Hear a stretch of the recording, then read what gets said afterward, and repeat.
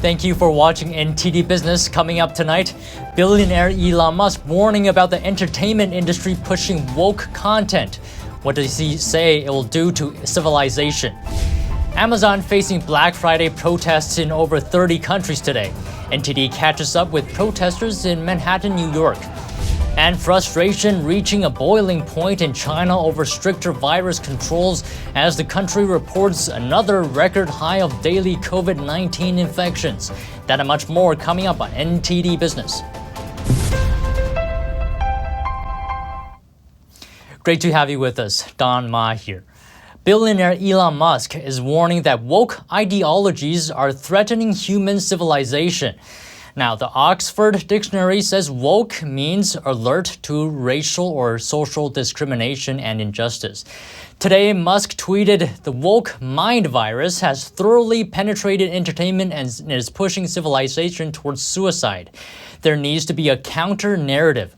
Hollywood's been at the forefront of promoting progressive culture. But box office numbers show Americans may be getting tired of woke content." According to the Wall Street Journal, this summer, Hollywood raked in 21% less than 2019, before the pandemic. It was the worst season since 2001. Breitbart writer John Nolt points out that children's movies that contained homosexual content did poorly. So did Marvel's Thor: Love and Thunder. It's been criticized for emasculating masculine heroes. On the other hand, the two big blockbusters this summer were Spider-Man No Way Home and Top Gun Maverick. Neither were woke.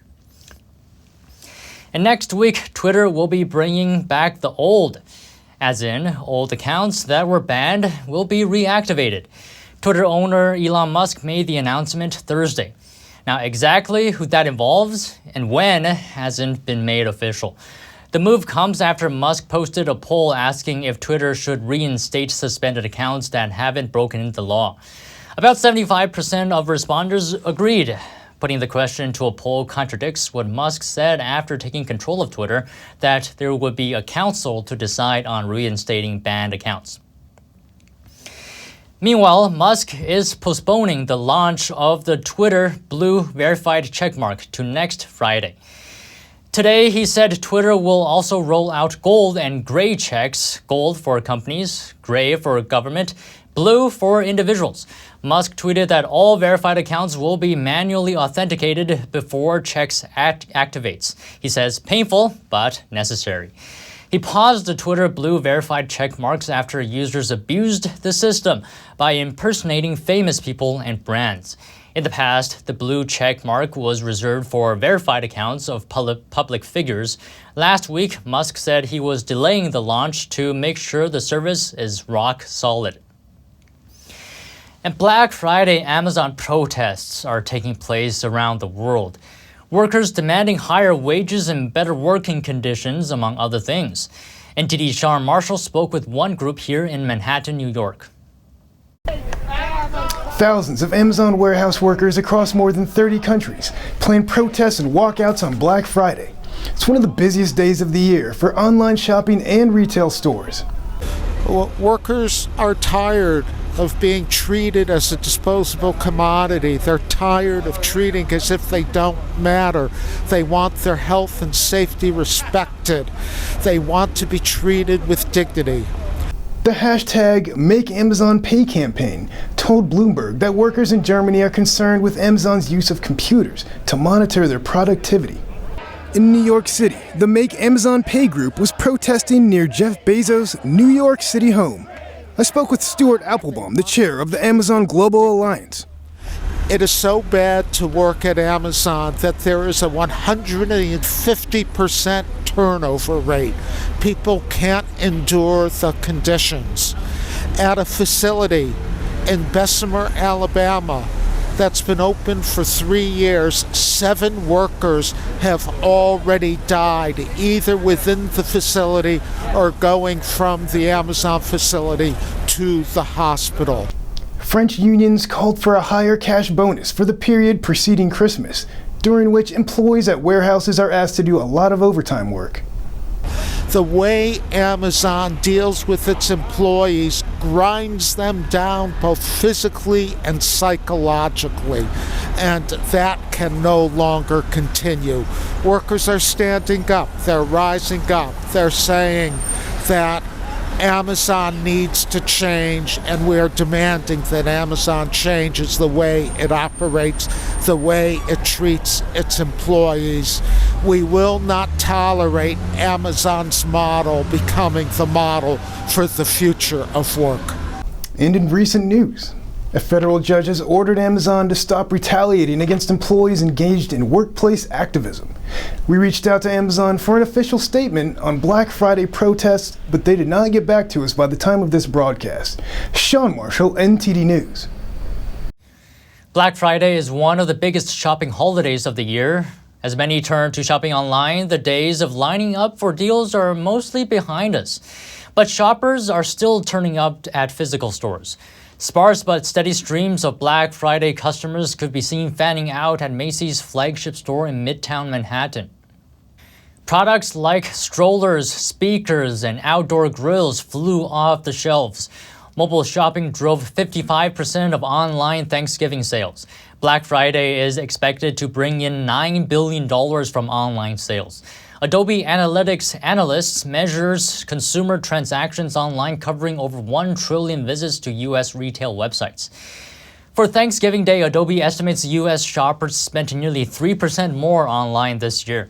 But we don't know how much of that is due to inflation. And tomorrow is Small Business Saturday. Shop Small has been growing in popularity nationwide. A new survey reveals shoppers are being intentional about where they spend their money this holiday season. That's despite historic inflation, ongoing supply issues, and recession fears. In this story, we take a look at what's driving a growing number of Americans to prioritize local entrepreneurs. Shopping small is making a big impact this holiday season. A recent QuickBooks survey found 80% of small businesses say this holiday season is more important to their overall financial picture than it was last year. It's a fight for survival. Allison Ash, owner of this holiday store called The Wrapper, says this is a critical time for her finances. I just feel really lucky and blessed that we've had people who've been loyal to us. This year, nearly 60% of Americans say they will shop Small Business Saturday, more than the number of people who plan to shop on Black Friday. That's according to a recent survey by Bankrate.com. And economists say it means more holiday shoppers are warming up to the idea of investing in their local economy. Gen Z is actually a big part of that. There's a statistic that about 67% of TikTok users are buying items from small businesses that show up on their For You page. Economist Kathy Corman-Fry says buying local is a great way to support entrepreneurs recovering from the lingering effects of the pandemic. For small fashion designers like Camila Romero, being a sustainable brand has helped her stay competitive against fast fashion and major retailers. I got everything made here in Los Angeles. I created my own community of people that I work with on a daily basis. Romero says her company, Dead Blood, has found success because her pieces are unique and made to order, and because customers align with the brand's values. According to the U.S. Chamber of Commerce, when you support a local business, your spending benefits your city and neighborhood through sales tax, which is then used to support public schools, parks, roads, and funds public service workers like police and firefighters. In the aftermath of FTX's collapse, financial pundits predict the central government may use the opportunity to promote its own central bank digital currency, or CBDC. After all, people lost billions of dollars in the collapse. The federal government could say more government intervention could have stopped this from happening. A central bank digital currency is a very, very new idea. The general concept is that we would use this type of digital money to trade instead of using the money we're using now. Just last week, the New York Fed, along with many big financial firms, launched a CBDC pilot program. Meanwhile, Singapore and India also looking into their own CBDCs. India hopes to launch its pilot program in December. The president of International Banking Association FIBA, David Schwartz, says CBDCs carry many benefits. he generally supports them. Instead of writing a check for a bill payment, instead of paying cash, you would just use your app and send that payment electronically. So you would remove basically the physical currency from the marketplace. And this will allow it to move much quicker in terms of transmission. The cost will be much lower. And for banks, it would be very helpful in terms of anti-money laundering. Now, the positives are huge and are undeniable. The founder of education service TheoTrade, Don Kaufman, believes a central bank digital currency is inevitable. It's going to happen. On the institutional side, it actually holds a lot of weight. It would be very, very effective to have some type of interbank system that's, not tying up capital for days at a time, instantaneous clearing and settlement. It's phenomenal. And again, it would really cut down how we actually, record and transact, throughout the entire world. The president of Castle Fund Partners, Peter Everly, is worried the government may be able to quickly see every purchase you make for the rest of your life. This gives individuals much less privacy. He's also worried it may have complete control over people's money. You have this ability to restrict how and when people spend money based on that. Take, for example, the protests in Canada with the truckers' strike. The government there was able to freeze people's bank accounts. How much easier would it be to just freeze someone's government-approved wallet on their smartphone that holds their government-issued currency, right? They could just decide, okay, this person no longer has access to their savings. Everly believes the government may use FTX's fall to further regulate crypto, while at the same time promote its own CBDC. However, he thinks this motive would be disingenuous. FTX was not a cryptocurrency issue, just like Enron was not an energy issue, and Bernie Madoff was not a stock market issue, right? In all three of these cases, you have fraud being the issue. What industry they're in matters very little. So FTX, it wasn't that Bitcoin was bad. It was that there were some fraudsters that stole money that people had on deposit at FTX. If people actually did with their cryptocurrency what they should have done, which is remove it from the exchange as soon as you've bought it, keep it on your own wallet where only you have the keys and only you have access to it, then they wouldn't have lost their assets. The founder of Web3 firm Solidity.com, Alex McCurry, is also worried for the same reasons. He doesn't trust governments in general. In a perfect world where the government is right and just and does not want to do anything wrong and isn't going to hurt anybody, that could be fine, right? In that perfect utopia.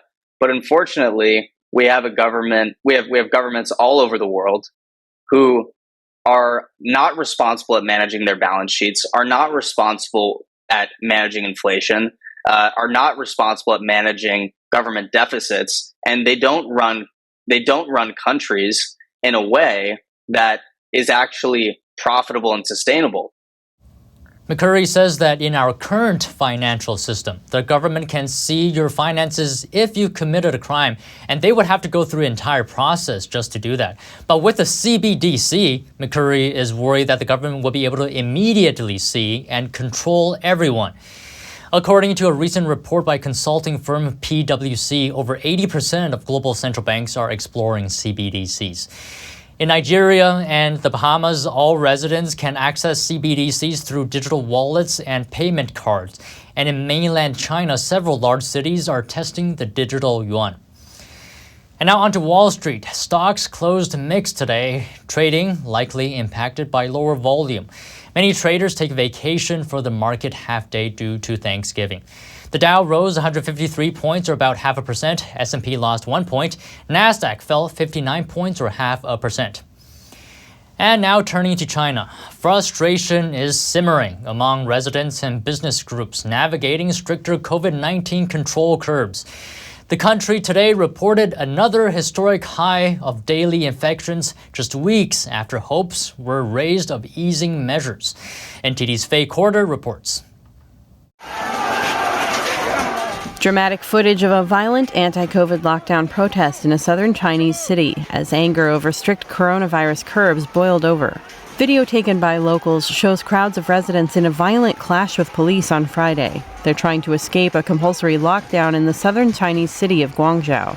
Footage shows some tearing down COVID control barriers and throwing them at riot police. Some complain of not being paid if they are unable to turn up for work, and of food shortages and skyrocketing prices while living under COVID control measures. But Guangzhou is not the only place with strict COVID rules. The streets of Beijing look deserted, as authorities in the Chinese capital have locked down neighborhoods and shut shops and businesses. Similar curbs have been placed on other cities across China, quashing investors' hopes that the country would soon ease its rigid zero COVID-19 policy. Some local residents are becoming increasingly frustrated as well. We just hope it will get better. Otherwise, don't talk about people's lives. People cannot even make a living now. It is not working anymore. Well, this really involves the interests of everyone. If this goes on, there may be a problem with access to food, and that is going to be serious. Elsewhere in China, at the world's largest iPhone factory in Zhengzhou, more than 20,000 new hires have left after COVID-induced worker unrest this week. Foxconn's flagship iPhone plant in China is set to see a further reduction in November shipments. This is according to a source with direct knowledge of the matter. The factory is the only one that makes premium iPhone models, including the iPhone 14 Pro, and the source said it is unlikely to resume full production by the end of this month. Faye Quarter, NTD News. And the UK government has told its departments to stop installing surveillance cameras made by some Chinese companies, citing security concerns. The ban applies to Chinese companies subject to China's national security law. And besides not installing new ones, the UK government also asked departments to look into removing existing equipment entirely. Earlier this year, UK lawmakers called for a ban on technology by two Chinese surveillance camera makers, Hikvision and Dahua, citing allegations that the firms had been involved in enabling human rights abuses against Uyghurs in Xinjiang. The United States in 2019 placed Hikvision and other Chinese companies on a trade blacklist over similar allegations. And now turning to Europe, the Russia-Ukraine war has unleashed havoc on both economies. But one industry is booming. Eastern Europe's arms industry is churning out guns, artillery shells, and other military supplies as governments in the region lead efforts to aid Ukraine in its fight against Russia. Here's the story. The war in Ukraine has taken a toll on Europe's economy, but one sector is quietly humming. Arms makers in Eastern Europe are churning out weapons and ammunition at a pace not seen since the Cold War. Many governments in the region are still wary of their old Soviet master Russia and keen to help Kyiv resist. Arms firms are seizing the opportunity. Poland's state-owned PGZ makes everything from drones to armoured vehicles. Boss Sebastian Gwałek says it's almost doubling its investment plans over the next decade. We are developing, expanding our abilities. We're preparing for increased deliveries not only to the Polish market, and we are aware of that. We are in many discussions with potential customers from third countries who would like to equip their armies with Polish equipment. PGZ says it has delivered all sorts of gear to Ukraine, including mortars, small arms and ammunition. It expects 2022 revenues to beat a pre-war target of almost $1.5 billion. There's a similar story in the Czech Republic. The country has supplied about $2.1 billion of weapons to Ukraine, and arms exports are on track to hit their highest since 1989. That's according to Deputy Defence Minister Thomas Kopechny. For the Czech defense industry, the conflict in Ukraine and the assistance the industry provides to the defenders is clearly a boost that we have not seen in the last 30 years. It is not only that this year will be an absolute record in the export of military material, but it is also about quality. It's about the fact that historically we can get access to technology, to a partnership with one of the world's largest arms industries, and that's a huge opportunity. Eastern Europe's arms industry first boomed under communism, churning out weapons for the Soviet bloc. War in Ukraine has the factories busy again, but no longer in service to the Kremlin. The FIFA World Cup in Qatar has surpassed 3 million ticket sales, with attendance figures sitting at 94% after the first round, according to official FIFA figures. FIFA says so far the highest match attendance was the game on Thursday between Brazil and Serbia. 88,000 tickets were sold. Brazil beat Serbia 2-0. NASA has released pictures of the moon taken Monday by the Orion capsule during its closest approach to the moon, about 80 miles above the lunar surface. Orion is part of the Artemis 1 mission, a 25-and-a-half-day journey that will take Orion more than 40,000 miles beyond the far side of the moon. The spacecraft also snapped a selfie on Wednesday, the 8th day of the mission. If Orion completes its trek beyond the moon and back to Earth, it'll be the furthest a spacecraft intended to carry humans has ever traveled. For now, though, it's only carrying inanimate scientific payloads. NASA's Artemis program aims to eventually establish a lunar outpost to permanently host astronauts for the first time in history. The hope is to one day pave a route to Mars. The Artemis 1 mission launched November 16th. The Orion capsule is expected to return to Earth December 11th. And Christmas markets are opening in Paris. While there, you will find hot wine, an enormous array of cheese, and lots of Christmas shopping. Our France correspondent David Vevez went there to seek some festive cheer. It's considered the most popular Christmas market in the French capital. The opening of Tuileries Garden Christmas Market, located next to the Louvre Museum, is marked by a return of tourists after 2 years of pandemic. The market's alleys are filled with flavors of sausage, onion, soup, and hot mulled wine. I love it. I love Christmas markets. It's just opened yesterday, so it's nice to come visit. I think we come for the food, all the sweet stuff, and the churros. It's really good. Gourmets can find here signature Christmas dishes. We have here the Christmas hamburger with foie gras, fried onions, and a fig. These are heartwarming dishes, served with a smile. We're happy to be here. It's party time. Raclette, fondue, aligot. It's impossible for food lovers not to taste some famous winter cheeses. There are certain cheeses that are eaten more in winter, such as raclette and reblochon. But otherwise, cheese is eaten in France all year round. Raclette is a soft cheese that melts quickly and is a great treat in winter. Actually, I tasted the aglio. How is it called? Aligot. Aligot. That's like mashed potatoes with garlic and onions and cheese. That was good. Aligot! This dish from southwestern France can be found at this vendor stand. So the aligot dish, there is butter, cream, water, cheese. And here it is, ready in 4 minutes. The market is also a chance to shop for artisan gifts. It's a mold-making workshop, so I display bas-relief sculptures. My specialty is the imitation of materials such as wood and stone, and I am inspired by Art Nouveau. This glass blower says the return of tourists is great news for local craftsmen.